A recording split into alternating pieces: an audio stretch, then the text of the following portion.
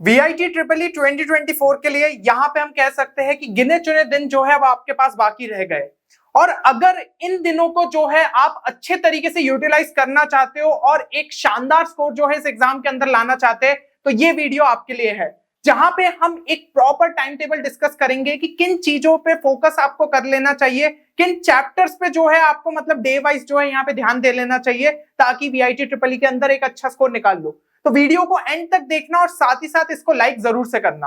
अब देखो, यहाँ पे सबसे पहले तो वो देख लो कि भाई क्या गलतियां जो है स्टूडेंट्स यहाँ पे जनरली कर देते हैं, जिसकी वजह से इस एग्जाम में आपका एक अच्छा स्कोर नहीं बन पाता। तो सबसे पहली गलती ये रहती है कि अभी के टाइम पे अगर आप पूरे चैप्टर्स पढ़ने जाओगे तो आप अपना टाइम ही वेस्ट करोगे।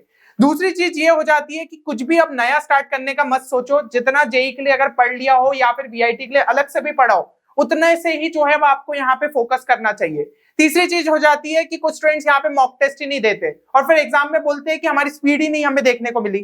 तो यहाँ पे भाई अगर स्पीड बढ़ाना चाहते हो तो मॉक टेस्ट तो देने ही पड़ेंगे। चौथी चीज यहाँ पे हो जाती है कि स्टूडेंट्स एप्टीट्यूड और इंग्लिश वाले सेक्शन को इग्नोर कर देते, वो तो आपके जो है बहुत ही इजीली नंबर आपको मिल सकते हैं, तो फिर उस सेक्शन को क्यों छोड़ना है। एंड पांचवी एंड इंपॉर्टेंट चीज कि आप जो है यहाँ पे अपने जेई रिजल्ट के बारे में आप परेशान मत हो, जो करना था वो ऑलरेडी कर चुके हो, अब जो एग्जाम्स आपके सामने पड़ी है उन पे फोकस करना पड़ेगा, और टाइम वैसे भी कम रह गया, और इस टाइम में अगर आप जो है प्रिपरेशन अपनी थोड़ी बूस्ट करना चाहते तो यहाँ पे हमारा जो है आपके लिए रैंकर्स बैच भी अवेलेबल है, जिसमें काफी अच्छे रिसोर्सेस आपको जो है VIT ट्रिपल ई के लिए रेलिवेंट देखने को मिल जाएंगे। जैसे कि पहली चीज हो गई एप्टीट्यूड इंग्लिश लेक्चर, जैसे कि मैं बोल रहा हूँ उसको इग्नोर नहीं करना है, तो उसके जो है यहाँ पे देख लो कि क्या क्या चीजें पूछी जाती है। दूसरी चीज यहाँ पे शॉर्ट ट्रिक्स आपको देखने को मिल जाती है, क्योंकि पूरा गेम स्पीड का है इस एग्जाम के अंदर। तीसरी चीज की भाई एक्सक्लूसिव क्वेश्चन बैंक्स मिल जाते हैं कि हाँ इन्हीं को जो है आखिरी में अच्छे से प्रैक्टिस कर लोगे तो कंप्लीट रिविजन आपका हो जाएगा। चौथी चीज की यहाँ पे जो है शॉर्ट नोट्स मिल जाते हैं, चैप्टर्स पूरे तो पढ़ के नहीं जा सकते हो आप, तो भाई आखिरी में जो है यहाँ पे रिवीजन करना हो फटाफट की क्या क्या इंपॉर्टेंट फॉर्मूले से, उन्हीं को जो एक बार अच्छे से रिवाइज कर लिया तो उसके लिए शॉर्ट नोट्स भी दे दिए। और मॉक टेस्ट की जैसी मैं बात कर रहा था, यहाँ पे 10 मॉक टेस्ट भी आपको कोर्स में देखने को मिल जाते हैं। तो जिन्होंने भी इस कोर्स को चेक नहीं किया जरूर से एक बार चेक कर लेना, आपकी प्रिपरेशन को एक अच्छा खासा बूस्ट यहाँ पे मिल सकता है। अब अगर हम यहाँ पे बात करें कि VIT ट्रिपल ई एग्जाम ऐसा क्यों मैं बोल रहा हूँ कि थोड़ा इजी है एज कंपेयर टू जेई यहाँ पे क्रैक करना, देखो सबसे पहली चीज हो जाती है लेवल ऑफ डिफिकल्टी। यहाँ पे अगर जेई के मुकाबले बात करें तो पेपर काफी इजी आपको देखने को मिलता है, वैसे भी इतने सारे क्वेश्चंस है तो पेपर का लेवल कम रखना ही पड़ेगा। इवन बिटसेट से भी कंपेयर करें तो पेपर थोड़ा इजियर साइड पे ही आपका पूछा जाता है। और अगर आप जो है अभी भी 12-13 घंटे डेडिकेट कर देते हो, जो मैं अभी आपको 7 डेज टाइम टेबल दूंगा उसको प्रॉपर तरीके से फॉलो कर लेते हो, तो एग्जाम के अंदर एक बढ़िया स्कोर निकाल सकते हो। और ये पूरी एग्जाम जो है ना यार आपकी स्पीड के बेसिस पे रहेगी, ठीक है, स्पीड जिसकी जितनी बढ़िया रहेगी उतना अच्छा स्कोर जो है वो एग्जाम के अंदर ला सकता है। एक बेसिक अंडरस्टैंडिंग से जो है आपका यहाँ पे काम हो जाएगा। और सबसे अच्छी बात क्या है भाई, इस एग्जाम की कोई भी नेगेटिव मार्किंग नहीं होती। तो यहाँ पे जो है अगर आपको थोड़ा बहुत भी रिस्क रहता है ना, कभी कभी क्वेश्चन में 2 ऑप्शंस में कंफ्यूज हो तो हम थोड़ा सा डरते हैं कि नहीं भाई कोई टिक करेगी नहीं, यहाँ पे टिक कर सकते हो। और इसके लिए भी जो है हम स्मार्ट गेस टेक्निक्स भी आपके लिए जल्दी इस चैनल पे लाने वाले हैं, और उसके अलावा आपको स्मार्ट मेथड्स भी यहाँ पे बताए जा रहे हैं कि किस तरीके से आप अपनी स्पीड को इंप्रूव कर सकते हो। तो अभी तक अगर इस प्लेलिस्ट को चेक नहीं किया है तो आप जरूर से चेक करिए। इसमें जो है हम ट्राई कर रहे हैं कि जितने अभी VIT ट्रिपल ई में आपके जैसे कि ऑफिशियली जो सैंपल पेपर्स रिलीज होते हैं या फिर जो मेमोरी बेस्ड क्वेश्चंस रहते हैं उनको आपको प्रैक्टिस कराए जा रहे हैं, तो जरूर से चेक करिएगा। और भी वीडियोस इस सीरीज के अंदर आपके लिए लगातार आते रहेंगे, लिंक जो है आपको डिस्क्रिप्शन में देखने को मिल जाएगी। अब हम बात कर लेते हैं कि यहाँ पे क्या क्या चीजें सब्जेक्ट वाइज जरूरी है आपकी VIT ट्रिपल ई एग्जाम के लिए, क्योंकि ये चीजों को आपको नहीं भूलना है। सबसे पहले फिजिक्स की बात कर ले, क्लास 12 का सिलेबस। भाई क्लास 12 के सिलेबस की अगर हम बात करें, फिजिक्स का ब्रोशर उठा के देखना, ज्यादातर चीजें क्लास 12 की दी है। और ओवरऑल पेपर की अगर बात कर ले तो भाई 70:30 का लगभग रेशियो देखने को मिलता है। आपका क्लास 12 जो है 70-75% ही आता है, बाकी जो पोर्शन रहता है वो आपका 11th का रहता है। और साथ ही साथ जो है यहाँ पे सभी फॉर्मूलेस आपको बहुत अच्छे से जो है याद कर लेने हैं, क्योंकि फॉर्मूला बेस्ड डायरेक्ट क्वेश्चन देखने को मिल जाते हैं। आप सोचते हो कि उस चैप्टर के डेप्थ में जाओ या उस टॉपिक के डेप्थ में जाओ, पता चला ऊपर ऊपर से क्वेश्चन पूछ लिया जाएगा। तो कोई भी टॉपिक छोड़ के मत जाना, जितनी चीजें आपको सिलेबस में दी है उनको अच्छे से कर लेना। एंड साथ ही साथ जो है यहाँ पे एससीबी के जो ऑब्जेक्टिव वाले आपके क्वेश्चन दिए रहते हैं ना, ठीक है, तो फर्स्ट एंड सेकंड टाइप के जो, उनको जो है ध्यान से कर लेना। एनसीईआरटी के जो आपके एग्जाम्पलर प्रॉब्लम्स है उनको भी कर लेना। अगर ये चीजें ऑलरेडी आप कर चुके हो और नए रिसोर्सेज ढूंढ रहे हो कि कहां से और ज्यादा लास्ट टाइम पे प्रैक्टिस कर ले, तो जैसा कि मैंने बताया एक्सक्लूसिव क्वेश्चन बैंक जो कि हमारे BIT triple E rankers batch में अवेलेबल है, उसको जो है आप एक्सेस कर सकते हो, क्योंकि बहुत ही जो है हैंड पिक क्वेश्चंस है, ताकि भाई लास्ट टाइम पे जो एकदम परफेक्ट रिवीजन की जरूरत रहती है वो आपको यहाँ पे मिल सकती है। अब अगर हम बात करें नेक्स्ट यहाँ पे केमिस्ट्री की, तो केमिस्ट्री में आपका फोकस यहाँ पे ज्यादा ऑर्गेनिक और फिजिकल के साइड पे होना चाहिए, ठीक है। 80% लगभग जो है आपको वहां पे वेटेज देखने को मिल सकता है, और जितने भी इंपॉर्टेंट रिएक्शंस हो गए, स्ट्रक्चर्स हो गए, फंक्शनल ग्रुप टेस्ट हो गए, ये सब जो है आपको एनसीईआरटी से अच्छे तरीके से कर लेना है ऑर्गेनिक के लिए। एनसीईआरटी से बाहर चीजें ज्यादा नहीं पूछी जाती, और जितने भी भाई आपके इंपॉर्टेंट रिएक्शन, स्ट्रक्चर्स, ट्रेंड्स हो गए, ट्रेंड सबसे ज्यादा इंपॉर्टेंट जो कि ज्यादा क्वेश्चन देखने को मिलते हैं, एक्सेप्शंस हो गए, ये सब एनसीईआरटी से कर लेना है इनऑर्गेनिक के लिए। अब फिजिकल की अगर हम बात करें, तो फिजिकल के लिए तो भाई जितने इंपॉर्टेंट फॉर्मूलेस है वो ध्यान से देख लीजिए, और कुछ जो इंपॉर्टेंट कॉन्सेप्ट्स होता है जो कि आपको अलग से ही समझ में आ जाता है कि हाँ भाई जरूरी है, जैसे सॉलिड स्टेट की अगर बात करें उसके अंदर जो डिफेक्ट्स रहते हैं वो इंपॉर्टेंट हो गए, तो ये सारी चीजें जो है ये आपको अच्छे तरीके से यहाँ पे देख लेनी है। तो मोस्टली जो है भाई यहाँ पे न्यूमेरिकल्स हमें देखने को मिल जाते हैं फिजिकल में, और जितने भी एनसीईआरटी के एग्जाम्पलर है वो अच्छे से लगा के चले जाओ, ये चीजें जो है आपको यहाँ पे करनी है। एंड अगर हम बात करें यहाँ पे नेक्स्ट मैथ्स की, तो मैथ्स में जो है आपको फोकस कर लेना चाहिए यहाँ पे एल्जेब्रा और कैलकुलस पार्ट पे ही बहुत अच्छे से। 70 to 75% आप पेपर कह सकते हो यहाँ से आपको देखने को मिलता है।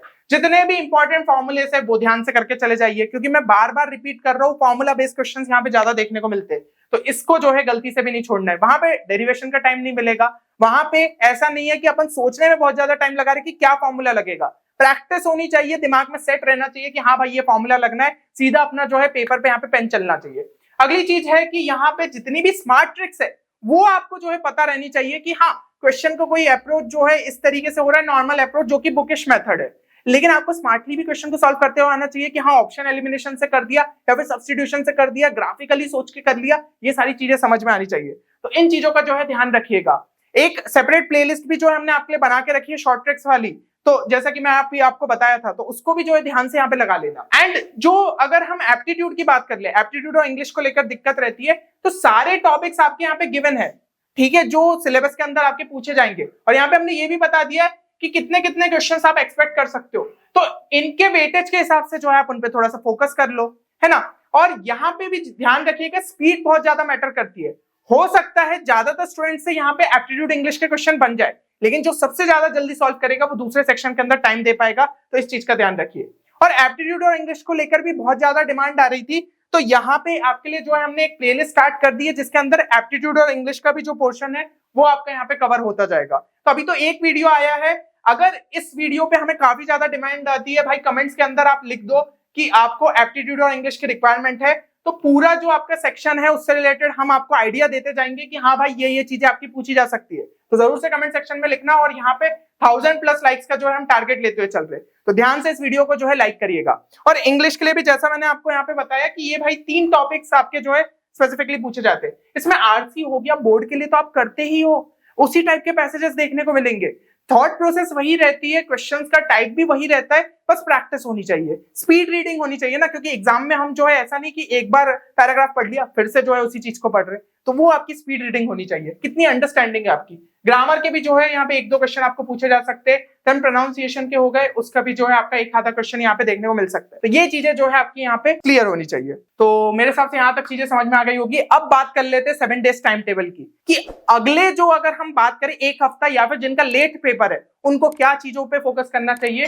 तो जितने भी हमने क्या करा है, हाई वेटेज आपके चैप्टर्स, एक ऑलरेडी मैं वीडियो ला चुका हूँ हाई वेटेज चैप्टर्स का, नहीं देखा था तो ध्यान से देख लेना। तो उनको हमने ट्राई किया कि भाई हाँ 70 से 80% पेपर तो आप जो है वहां से ट्राई कर सकते हो, उतना जो है अच्छे तरीके से कंप्लीट कर सकते हो। तो हमने टाइम टेबल भी वैसे डिजाइन कर दिया कि 5-6 दिनों में पहले उन पे फोकस कर लो, लास्ट के दिनों में ठीक है फिर जितना भी आपका पोर्शन बचता है उसको आप देख सकते हो, है ना। तो कम से कम भाई 6-7 घंटे इन टॉपिक्स के रिवीजन पे लगाना है, और इसके अलावा एक मॉक टेस्ट जो है आपको यहाँ पे डेली का देना है। थोड़ा टाइम एक्सटेंड करना पड़े लेकिन उन टॉपिक्स को कंप्लीट करना है। नींद में थोड़ी सी कटौती कर लो, लेकिन भाई एग्जाम तक जो है अगर अपन चीजें अच्छे से करके जाएंगे तो एग्जाम के अंदर एक अच्छा स्कोर ला सकते हैं। तो ये रहा आपके सामने 7 डेज का टाइम टेबल, हमने जो है इस हिसाब से ही डिजाइन किया है कि हाँ आप जो है टाइम यहाँ पे डेडिकेट करो। अब जैसे मॉडर्न फिजिक्स हो गया, फिजिक्स के लिए बोला है, तो क्या करना है, जितने इंपॉर्टेंट कॉन्सेप्ट्स है, फॉर्मूले से, उनको अच्छे से देखना है, एकदम डेप्थ में जाने का टाइम नहीं है, यहाँ पे रिवीजन करना है हमें। है ना। तो ये चीज का ध्यान रख लिया। केमिस्ट्री में ऐसे जीओसी के सारे इंपॉर्टेंट कॉन्सेप्ट्स देख लिए, तो ये सबका वेटेज आपका अच्छा रहता है। फिर इसी तरीके से आपके जो है अगले दिन के हमने चैप्टर्स मार्क कर दिए, और एक एक मॉक टेस्ट अब रोज का देना पड़ेगा अगर आपने नहीं दिए थे तो। जिन्होंने अगर ऑलरेडी यहाँ पे कम से कम जैसे 4 से 5 मॉक टेस्ट दे चुके, तो इतने टाइम के अंदर 4 से 5 और दे दोगे सफिशिएंट रहेंगे, तो आप तो अल्टरनेट डे से दे सकते हो। लेकिन जिन्होंने नहीं दिए भाई, अब तो डेली का ट्राई करो, एक एक मॉक टेस्ट दो, ताकि कम से कम उस फेस के अंदर पहुंच जाओ। अभी जेईई मेंस की फेस में आप अटके हो कि 75 क्वेश्चन करने रहते हैं हमें 180 मिनट के अंदर। यहाँ तो पूरा गेम ही चेंज हो जाता है, पैटर्न ही पूरा डिफरेंट है। यहाँ पे आपको जो है टोटल 125 क्वेश्चन करने, वो भी सिर्फ 150 मिनट के अंदर। तो उस चीज के लिए थोड़ी तो आदत डालनी पड़ेगी। इसलिए जो है मॉक टेस्ट ध्यान से दीजिएगा। अगर आपको नहीं समझ में आ रहा है कहां से मतलब रेलिवेंट मॉक टेस्ट मिल सकते हैं, तो आप बैच को जो है जरूर से यहाँ पे चेक कर सकते हैं। तो ये सारी चीजों पे आप जो है फोकस करिएगा। एक स्क्रीनशॉट आप ले सकते हैं कि हाँ, इस तरीके से आप चीजों को जो है फॉलो कर ले। और कुछ इंपॉर्टेंट चीजें रिलेटेड टू मॉक टेस्ट मैं आपको बताना चाहूंगा। यहाँ पे एक दिन पहले ट्राई करिएगा कि आप मॉक टेस्ट मत दीजिए। अब जैसे कि यहाँ पे आपने जो है डे वाइज टाइम टेबल देखा होगा, जिनका एकदम स्टार्टिंग में अगर पढ़ रहा है, तो भाई थोड़ा सा आपको जो है यहाँ पे जो टाइम टेबल है उसको मॉडिफाई करना पड़ेगा अपने हिसाब से, है ना। तो आप वो मॉक टेस्ट वाली चीज छोड़ दीजिए। जो फाइनल रिवीजन है उसको थोड़ा सा पीछे शिफ्ट करते हुए रिवीजन कर लीजिए। ये चीजों को आप ध्यान दे सकते हैं। और देखिए, मॉक टेस्ट जो है प्रॉपर एग्जाम स्लॉट के अंदर ही अटेम्प्ट करने का ट्राई करो। 3 स्लॉट्स आपके होते, तो उन्हीं स्लॉट्स में आप ट्राई करिएगा कि आप अपने मॉक टेस्ट दे, ताकि आपको जो है एक नेचुरल मतलब आप तैयार हो जाओ। बायोलॉजिकली क्लॉक जो वो आपकी सेट होनी चाहिए ना, वो यहाँ पे सेट हो जाएगी कि हाँ, उस टाइम पे सबसे ज्यादा अपने दिमाग को एक्टिव रखना है। तो ये चीज जो है जरूर से ट्राई करिएगा। बाकी 3.5 से 4 घंटे जो है मतलब लगभग मॉक टेस्ट के लिए मान के चलिए।